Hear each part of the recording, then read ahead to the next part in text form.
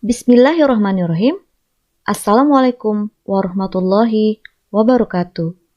Semoga kita semua dalam keadaan sehat walafiat dan dalam lindungan Allah Subhanahu wa Ta'ala, Tuhan Yang Maha Esa.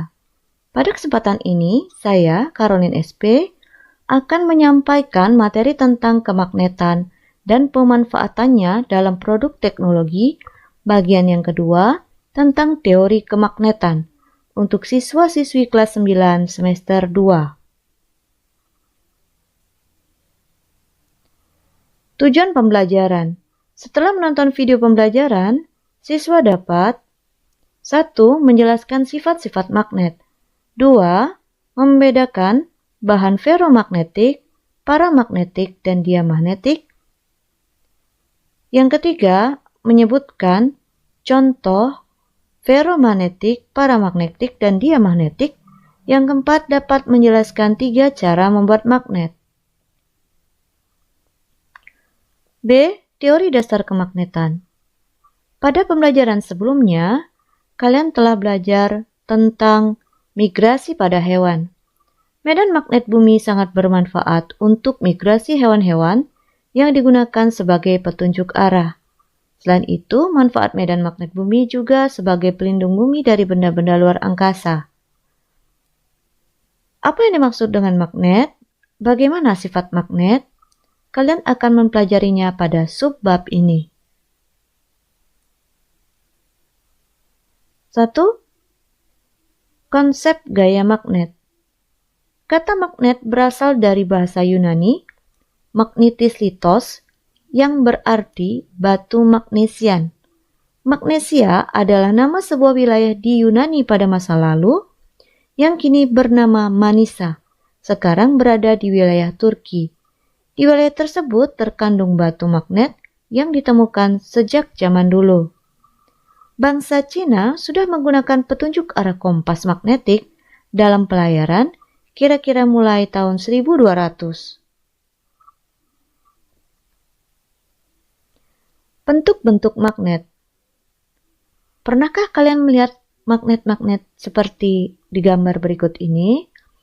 Yang pertama adalah magnet berbentuk batang, magnet berbentuk silinder, magnet jarum yang biasanya ditemukan pada kompas, magnet ladam, dan magnet lingkaran.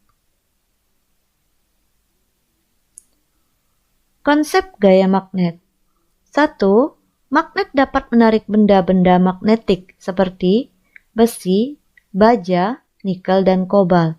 2. Magnet selalu memiliki 2 kutub, yaitu kutub utara dan kutub selatan, meskipun dipotong sekecil apapun. Yang ketiga, kutub-kutub yang senama, misalnya kutub utara dan kutub utara, bila didekatkan akan saling tolak-menolak, dan sebaliknya. Perhatikan pada gambar di bawah. Jika kutub berwarna biru didekatkan dengan kutub berwarna merah, maka akan saling tarik-menarik, sedangkan jika kutub yang berwarna merah didekatkan dengan kutub yang berwarna merah, maka akan saling tolak-menolak. Selanjutnya nomor 4, magnet yang bergerak bebas selalu menunjuk arah utara dan selatan bumi. Kutub magnet yang menunjuk arah utara bumi disebut kutub utara magnet, dan sebaliknya. Yang kelima, untuk menentukan kutub magnet dapat dilakukan dengan cara meletakkan magnet di atas gabus lalu apungkan di atas air. Ujung magnet yang menunjuk arah utara adalah kutub utara magnet dan sebaliknya. Berikut ini adalah perbedaan antara magnet dan bukan magnet. Perhatikan gambar berikut. Sebuah magnet tersusun atas magnet elementer. Di dalam magnet elementernya tersusun rapi, sehingga terbentuk kutub utara dan selatan. Sedangkan pada benda-benda yang bukan magnet elementernya tidak tersusun sehingga tidak terbentuk kutub utara dan kutub selatan dan tidak bisa berfungsi untuk menarik benda-benda lain karena tidak terbentuk kutub-kutub tersebut. A. Sifat magnet bahan. Berdasarkan kekuatan magnet untuk menarik benda, bahan magnet dibagi menjadi 3, yaitu ferromagnetik, diamagnetik, dan paramagnetik. 1. Ferromagnetic adalah benda-benda yang dapat ditarik kuat oleh magnet dan dapat dibuat menjadi magnet. Contoh bahan ferromagnetik adalah besi, baja, kobalt, dan nikel. 2. Diamagnetik adalah benda-benda yang ditarik lemah oleh magnet dan tidak dapat dibuat menjadi magnet. Contoh bahan diamagnetik adalah tembaga, platina, dan garam.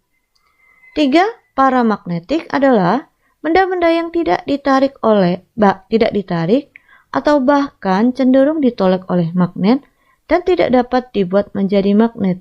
Contoh bahan paramagnetik adalah aluminium, emas, timah, dan bismut.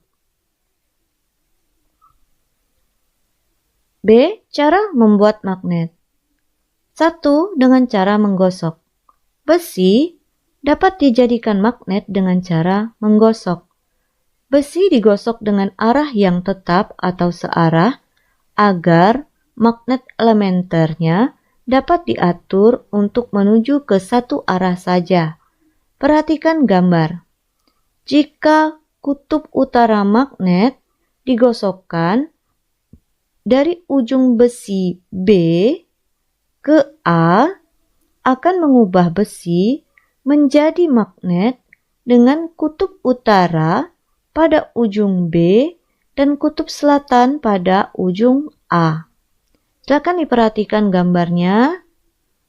Silakan dilihat mana yang magnet dan mana benda yang akan dibuat menjadi magnet. Di situ adalah besi. Perhatikan gambar yang kedua yang bagian bawah. Jadi pada besi tersusun atas magnet elementer, tapi belum tersusun. Nah, fungsi dari menggosok ini adalah agar kutub-kutubnya menjadi terarah dan tersusun sehingga besi ini dapat bersifat menjadi magnet. Jadi ujung batang besi yang pertama kali digosok akan menjadi kutub utara yang sama dengan kutub magnet yang menggosoknya. Yang kedua adalah cara induksi. Baja dan besi dapat dijadikan magnet dengan cara menginduksi atau mendekatkannya dengan magnet selama beberapa waktu. Perhatikan gambar 6.14. Sifat magnet menunjukkan bahwa magnet akan saling tarik-menarik jika kutub yang berbeda didekatkan dan tolak-menolak jika kutub yang sama didekatkan. Sehingga ujung B, perhatikan gambarnya, akan menjadi kutub utara dan ujung A akan menjadi kutub selatan. Sekali lagi perhatikan gambarnya. Pada gambar, kutub utara di bagian atas dan kutub selatan yang berwarna biru di bagian bawah. Sehingga nanti akan terbentuk magnet yang baru dengan cara induksi, di mana bagian B akan menjadi kutub utara dan bagian A menjadi kutub selatan. Jadi dapat disimpulkan bahwa ujung besi atau baja yang berdekatan dengan kutub magnet batang akan memiliki kutub yang berlawanan dengan kutub magnet penginduksinya. Baik, kita lanjutkan. Yang ketiga dengan cara dialiri arus DC. Magnet juga dapat dibuat dengan cara meliliti besi atau baja dengan kawat penghantar yang dialiri arus DC. Magnet yang dibuat dengan cara demikian disebut elektromagnet. Mengapa arus DC? Karena arus DC dapat menyamakan arah magnet elementer pada besi atau baja. Kutub magnet besi atau baja yang terbentuk tergantung pada arah lilitan kawat penghantar. Jika arah arus berlawanan dengan arah jarum jam, maka ujung A, besi atau baja tersebut menjadi kutub utara dan ujung B akan menjadi kutub selatan. Sebaliknya, jika arah arus searah dengan jarum jam, maka ujung A besi atau baja akan menjadi kutub selatan dan ujung B akan menjadi kutub utara. Perhatikan gambarnya. Dengan pola lilitan tersebut searah jarum jam, maka ujung A akan menjadi kutub selatan dan B akan menjadi kutub utara. Nah, ada cara yang lain. Berdasarkan gambar, arus mengalir dari kutub positif ke kutub negatif. Nah, arah kutub magnet dapat ditentukan dengan kaedah tangan kanan berikut ini. Nah, silakan diperhatikan.